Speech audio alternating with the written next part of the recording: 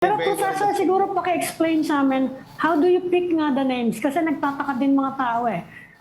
Meron kami mga alam na nag-high profile na ngayon eh. Na alam namin na gustong tumakbo na wala dyan sa ano. At meron naman kami mga alam na siguro they will not want to be included na nandyan. Paano nyo ba pinipili just to inform the public? Okay, well, this is largely a product of suggestions from subscribers who commission names. Okay, and then I think the top 10 or top 15 are listed by OCTA based on its information. These are people who are going to run. We've kept a list more or less since last year, no? And of course, the list has been changing in number because some people have decided, told us, and also from the news that we're not running, no? For example, Senator Trillanes, he's not part of this particular survey because he's time and again he's going to run for Mayor. GU, no? Okay. Mayor for Caloocan. So that's how we come up with the list. But this list we came down because a lot of people actually have approached us saying, you don't take us off the list because we're not running. Okay, Prof, huwag na natin bitinin yung mga nanonood sa atin. Ano? Number 1 and number 2, hindi nagbabago. Okay? Erwin Tulfo at number 1. Number 2 is the brother Ben Tulfo. But there's just 3 points separating them. And in the ranking, it's tied. Yeah, statistical tie. Dati kasi malaki yung agwat Dati malaki yung agwat ni Erwin sa ni Ben. Humabol yung kapatid, Prof?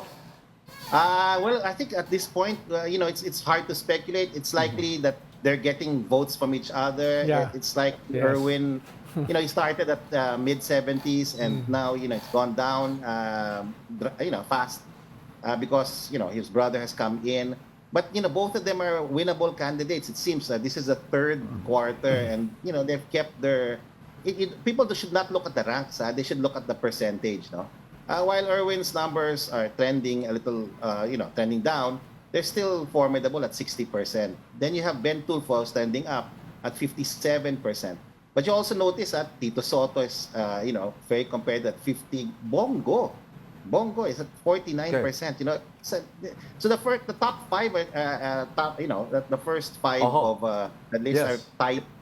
And but Prof, the interesting narrative kasi here, Prof, is really the two brothers. It's the Tulfo brand again. We're going to discuss this thing again, the Tulfo brand. But more interesting here now is that Ben seems to be eating into his brother's ranking, and not just eating, parang closing in. Okay? And in all likelihood, I mean, we get it from sources that these two brothers, Erwin and Ben, won't be running in the same senatorial slate. You're sure about that already? Almost. May nagkwento. Almost. No. So, as I told you last time, diba? It's the advantage of having the two Tulfos in one ticket or at least supporting each other on a particular side. There are only two sides apparently that's emerging, no? That they'll not just help themselves, but in terms of the votes, no? But they're also going to bring, help buoy up the other. Magbibit-bit na mga kandidato sa slate to eh. Etong ganun kalakas yung brand nila eh. And 1 and 2, it seems that we don't know in the future they could go down. We also saw what happened last 2022 with Senator Raffy Tulfo. His numbers, his actual placement was different. No, when the voting stopped, ended. He was third, fourth, number three, yeah, something like that. Nataasan pa siya ni Senator Legarda, I think. Mukhang si Ben Tulfo will be running as an independent, while si Erwin ay halos sigurado na nakasama sa administration. But one likely scenario is that he will be running as an independent, but probably one group might adopt him kasi nagiging kalakaran sa right? Sa mga senatorial elections ngayon, nag-adapt sila ng mga kandidato. Dahil yung isang grupo, maraming bakante at yung administration ay halos puno. So mahirap mag-adapt yung administration. The other ticket might adopt. Yeah. And we can imagine that somebody like Ben Tulfo, no candidate would reject a support from any group, right? Addition yun. Oo, addition pa rin yan. Ang tanong ko lang, Professor, ang medyo dramatic kasi dyan ay si ex-President Digong. Yeah. No, nasa That's dulo. the interesting. Nasa That's the dulo siya interesting ngayon. piece, no? Tapos yung Not the Tulfos. Yeah. Not the Tulfos. I mean, there's steady state eh. That Yes, interesting yes. item here is, Marcos, Senator Marcos, and President Duterte, they went down in our survey. Bakit, Prof?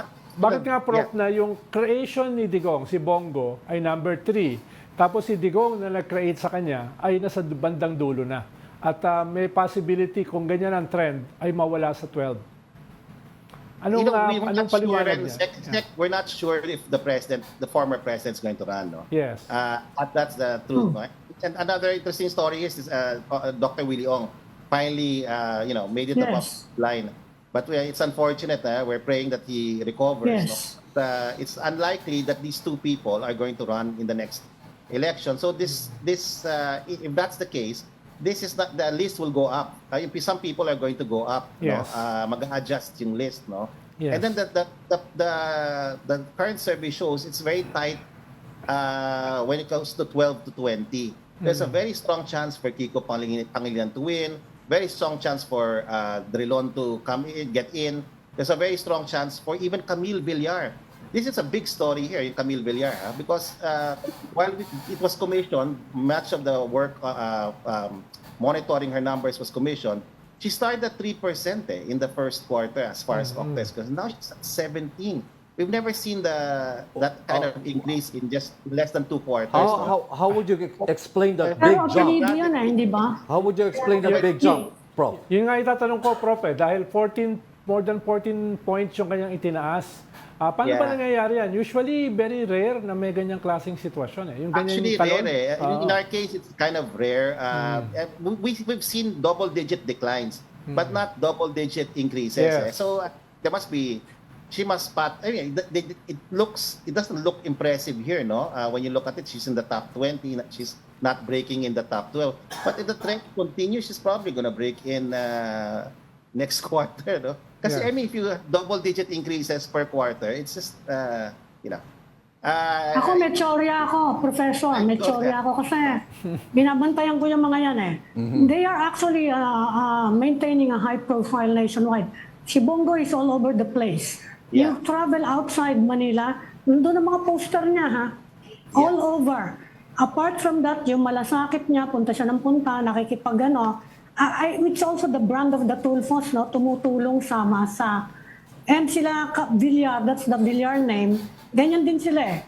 Nag-high profile din sila in different projects, a lot of sectors. Ganun yung nakikita ko. Which brings me to my question. Ang tatanong ko sa inyo, what do you think is fueling the numbers for the top 12? Ano yun? Although yun na nga, yung nakikita ko na high profile na tumutulong sa masa. Yun lang ang nakikita ko na commonality nila. Yeah, I think so. I agree with you 100%. You know, this public service, there's dynasties, no? But there's also, of course, that notion, no? The impression that those on the top are also those that are active involved in, real public service. Yes. Or active in, programs, at least in the Senate, that are high profile, aware. Kasi you can't also explain Francis Tolentino. In our survey, he's high. Or Ping Lacson, Professor. High profile din yan. Professor, high profile yan. He goes all around also.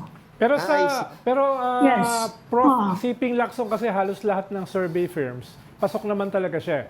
Si Francis Tolentino, he's going up, ha? Lacson has been going up. Yes. He's trending up in OCTA, first, second, and Si particular. Francis ang hindi masyado sa ibang surveys, no? Yeah, Sa ibang that's true. medyo mababa si Francis. Kaya dito, medyo dramatic yung kanyang pagtaas, no? Yeah. Tinitingnan ko rin kasi yung ibang surveys eh. Yeah. Sa amin kasi, medyo steady yung numbers ni Senator Tolentino. Ang talagang dramatic sa amin ang pagtaas, ito si Camille Villar, double digit. This person, Wilbert Lee, I don't know him, but he apparently, Sino ba yun? he's doing well in our surveys. Prof, sino si Wilbert Lee? Wilbert Lee? Who is Wilbert Lee? Party list yan No, eh. I'm sorry to ask, pero sino ba? Is it- Kasi kayo yung nag-survey eh. Yeah, but I Sino mean, siya? he's a congressman, Party according list. to our... Party list yan. Does his jump have anything to do with his nickname, Wilbert Manoy Lee? Oh. Manas. Kasi kasama That's sa how you define Manoy, no? sa listahan di ba? But anyway, what I want to emphasize, I'll just skip that though, but what I want to emphasize, Pangilinan, Bam Aquino did very well this quarter. Drilon is doing very well, stable numbers. And these are good numbers to base a national campaign if they decide. Si Drilon mukhang hindi. Hindi natatakbo si Frank. Yeah. Hindi natatakbo. Okay.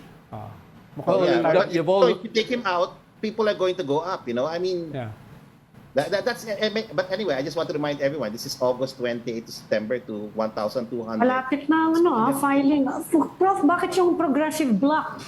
High It's on profile page sila, two. mukhang hindi Hindi na mukhang hindi that's nag-improve masyado, no? Yeah, but What you can go to might page be the two. factor? Yeah, I think the most popular candidate is Nery Colmenares, former congressman from Yes. 6%. And he's remained that way. Yes. Nakaapat na Bakit kaya? takbo na yan. Coleta about the same then. Yeah. Nakaapat na takbo na yata. Franz Castro is around 2%. Yeah. Si Nery. Di ba tatlo Bakit lang kaya dapat? static for progressive?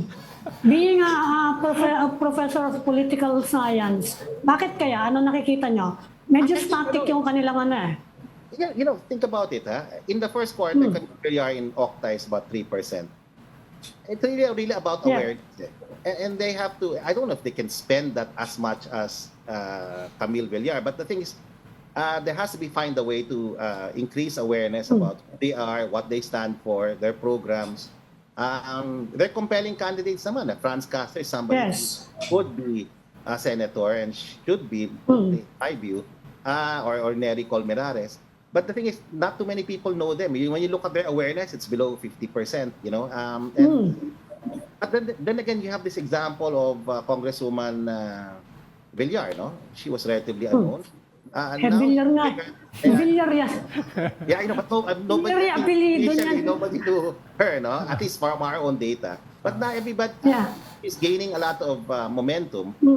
And I guess that's where the left can Okay. work on finding a way to get themselves more people aware of them. Professor, I read somewhere that but by nature societies are conservative. Would that be a reason why, for example, progressive candidates don't do as well?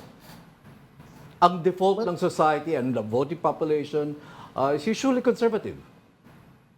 Well, but you have Risa Ontiveros, eh. I mean, she's an example, di ba? I mean, she's broken that glass ceiling. She's a progressive, and she's turned out to be a very, very effective senator. Alam mo, we need more of the progressives to come out, no? I don't know if that is a particularly accurate theory or way or approach to depicting Philippine society. But there's, when you look at our political preference survey, a big chunk are independents, eh. And we're going to release that data soon, no? We're just trying to find out if useful yung question na who are the independents looking at, no? And it seems like it's not very, significant yung nakuha namin mga findings. But one thing's for sure, they're not aligned with the Dutertes, they're not aligned with the Marcoses, not choosing these people. And they're open to voting for, a black swan, a new candidate, no? And so I think we need more Risa Ontiveros, more people like Risa to run, no? And I feel that the left should continue to try. They have the organization. I don't know if they have the resources, but they certainly have the program, the platform, and the compelling candidates. I guess they just need to make themselves more aware, make the public more aware of who they are and what they stand for. On another topic, Prof, meron din ba kayong ginawang survey para dun sa presidential preference? Dahil nabanggit nyo last time na nandito kayo sa Storycon na ilalabas nyo this month yung I know. presidential preference. It's a big debate within OCTA. whether to release it or not, no, given the environment. So Yeah. we're still debating. Don't worry. Once we've resolved it, we'll give you the actual numbers. Okay, ganito na lang. Give you an impression of how it will come out. No, Actually, more or pwede less. nyo i-leak tapos i-deny nyo naman publicly. Or ganito na lang, Prof. Can you give us some insights? That will be a first for OCTA. We don't leak it. We just we Without share it. naming names, without revealing the names of Professor, can you give us some insights on how it's shaping up? At least in this point in For time. certain candidates, I think there's a very strong preference. If you're asking me about Sara Duterte, she's completely relevant. She's still a very strong candidate. She's still being considered as the best to succeed the president. But then again, you have a person like Rafi Tulfo, who's Senator Rafi Tulfo, whose brand is evolving, is likely to become more popular given the fact that his two brothers are running. The timing of the Tulfos is also important. They're snowballing into a competitive, it's almost like a small political party. You have three people in the Okay. Senate. So there are two brands now. There are two competing brands right now, the Tulfos and the Dutertes. And if we can infer from the senatorial survey, we're seeing how low the Dutertes are performing in the senatorial preference, and at the same time, the top two posts are being occupied by Tulfos. No, so how does this translate to what you would say a presidential survey? What you're looking at, what you're seeing from presidential surveys. You can't derive it from it. First of all, these are just snapshots of a particular Right. period. And number two, the assumption that the Dutertes are irrelevant is actually wrong. If you take out Digong Duterte, these numbers will change. It will consolidate under one Duterte. The same way it happened with Mayor Abby Binay. Her numbers actually improved, in our surveys. When you take out Jejomar Binay, it will all consolidate under Binay. It's likely going to consolidate under my safe guess would be Baste Duterte if he runs. It would be a compelling candidate. And by the way, at 22%, it's extremely competitive. You need 28 to 30% to get into the Magic 12 as far as Dr. David's estimates are concerned. Yeah, but at the same time, Prof, we're not seeing the same cannibalization when it applies to the two Tulfos, Erwin and Ben. There seems to be a lot to go around between them that enough to land them both at the top spot. At saka, Prof, ang kaibahan kasi sa election na ito ay medyo masikip eh. Halimbawa, Masikip siya, yung pasok sa 12, hindi ganun kadaling matanggal eh. No? Ibig Tama, sabihin, kailangan... you're right there. And you can look at the numbers, dikit-dikit eh. So masikip siya, and it will matter if you're with the administration. It will matter if you have machinery. It will matter if you have all those resources eh. Yes. Kasi now you have a good name, you're already a good product, and an established brand. But you'll notice it's really tight, and it's going to be a very competitive election. My only call is for the everyday voter not to listen to surveys, but to listen to program. Ayan, nanggaling yun sa'yo, Professor. Not After to listen everything to that was surveys. said, no? Pero, Guidepost eh. It's a snapshot. They shouldn't be the end all and be all for deciding who will you support. And so we're... now, Professor, I'm going to, ang question ko, have you received expressions of concern na these surveys are contributing to mind conditioning? Oh my God, we have 100... Di ba nagiging self-fulfilling? We have Baka 100 maging comments self-fulfilling. in our Facebook, our IGs. Yes. You get a lot. You get a lot. Anong sinasabi nyo?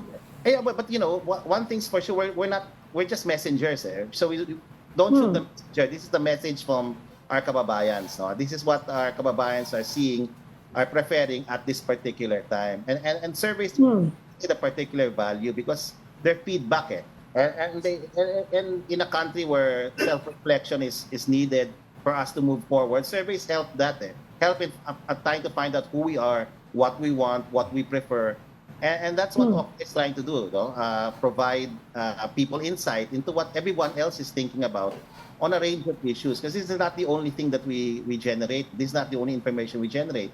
And so what we want to emphasize is that the everyday voter must use this just as a guidepost, but it shouldn't be the determinant for people's vote and people's support. We encourage people first to register, second to study the platform, the program, the persona behind these names. Kaya importante yung voter education, And OCTA's big on that. And we're going to launch programs towards that. As well as try to understand why surveys are still important and still relevant. Okay. Nabanggit nyo, Prof, kanina na very significant pa rin yung si Sara and the Dutertes. Very significant yung Tulfo as an emerging political force. No? Sabi nyo nga, parang silang isang partido na rin. No? Ang tanong ko kasi, Professor, ay less about absolute numbers. Talaga namang significant pa rin ng mga Duterte, especially Sara. Ang tanong ko ay, is the movement of numbers.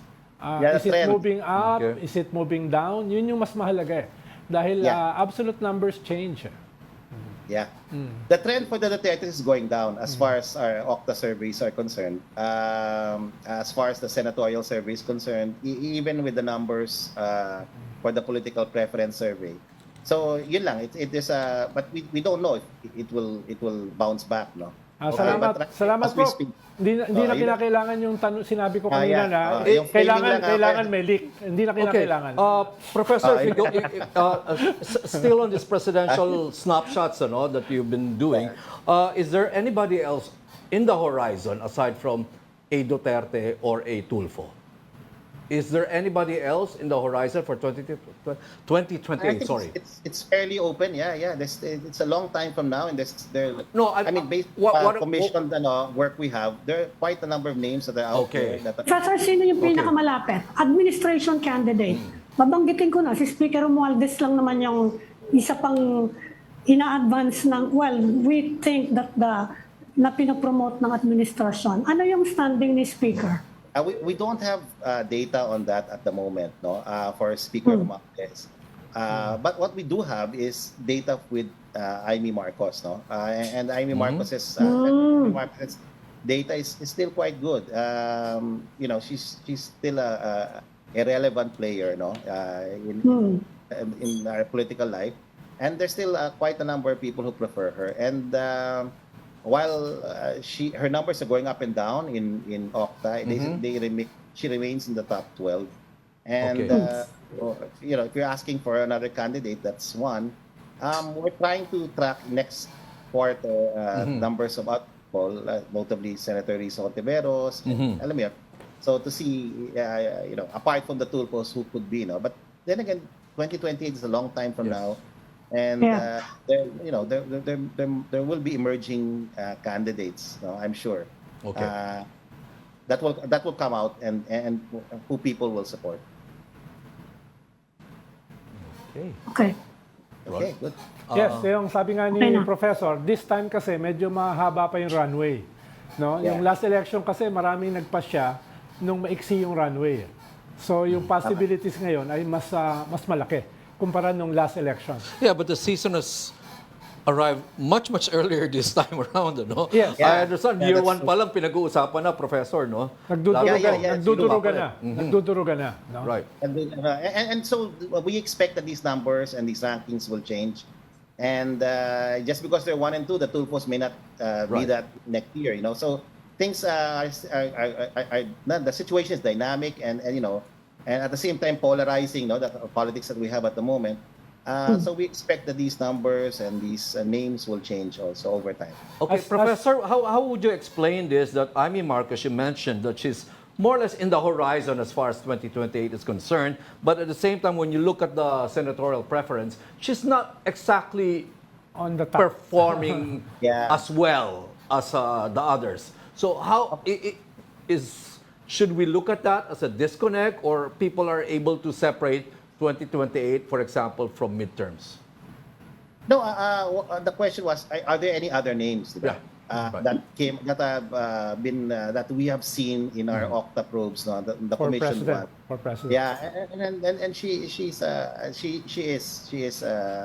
her name comes out, no.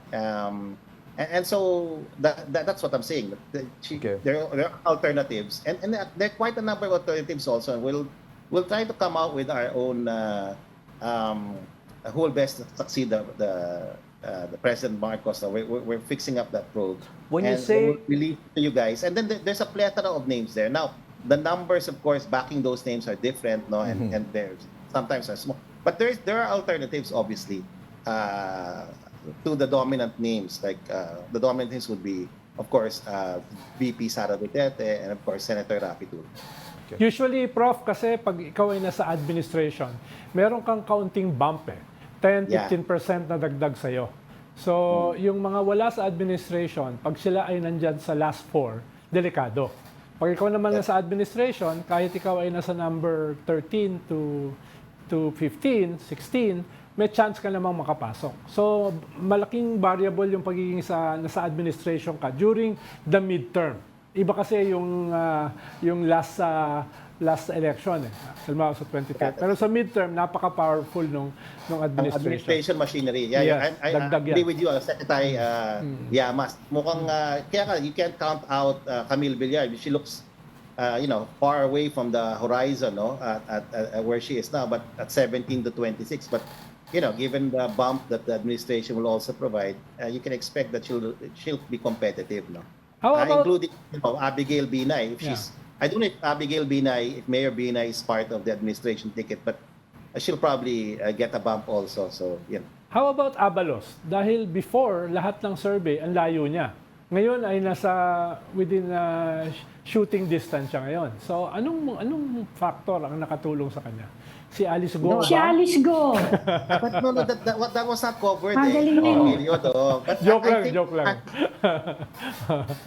Okay, we'll try to measure that next round. No? If it's going to be negative or positive. But the thing is, I think it's really the work of Secretary Abalos. I think he's been on TV. There are ads coming out. It's Black I don't Friday. Nothing. There's an obvious attempt, no, to make himself be more aware as far as the voters are concerned. So maybe Secretary Abalos making it to the top 12 was before this whole Alice Go incident, right? Yeah. And before. So we should see some bump up, Prof, in the next survey round. We don't know. I don't know actually. It's possible, but he also took a unfortunate picture with her, and that's alam mo yun, the selfie that's gone around the we don't know. We don't know. I have no idea. I can't speculate, but what we do know is that his numbers improved. So did the numbers of Doc Willie Ong, and that the top 20 is really competitive. Dikit yung numbers. And if the experience of Camille Villar, the example of Camille Villar is to be utilized, no, with machinery and resources, you can make yourself be more aware, no, or make people more aware of who you are and what you stand for, and really go up the ranks like the way she did, double-digit increases.